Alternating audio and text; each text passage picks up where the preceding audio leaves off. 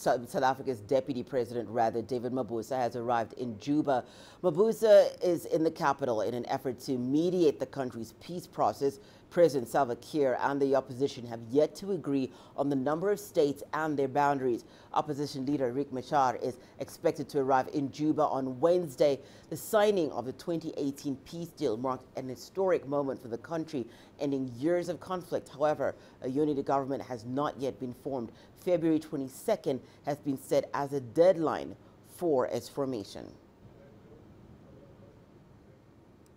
Well, our correspondent Patrick Ayed is joining us live from Juba now for more on that story. Patrick, thank you so much for joining us. Let's just start with the parties who seem to be under pressure to meet the deadline. But has there been any progress towards resolving the remaining contentious issues regarding the number of states and also their boundaries?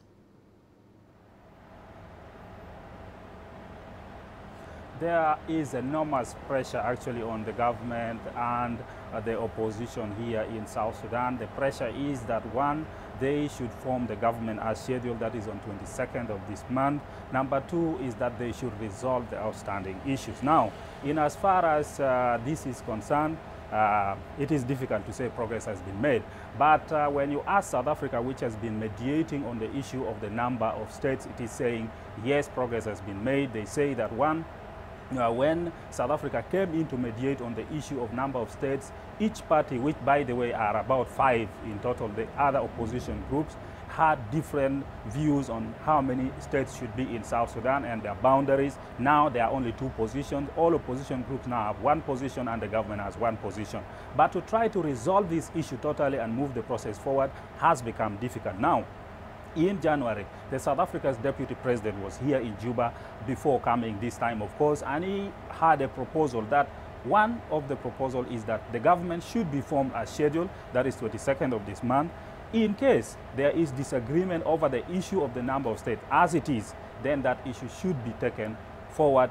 When the government is formed, they should go to an arbitration mechanism. So he is here once again and to talk to the parties. The first priority is going to be to try to resolve the issue.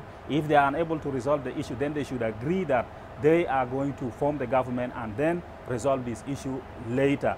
When he brought in this proposal, the parties say they want a time for consultation. So the time that has been given for consultation has now expired. It is now time for him to listen to what proposals the parties have and then see whether progress will be made in this regard.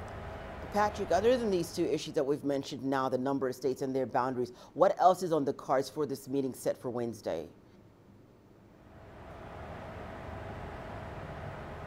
Yes, as I stated before, in January when the Deputy President of South Africa was here, he brought in this proposal that let us form the government when 22nd of Feb comes, and let us take this issue to an arbitration mechanism if we don't agree.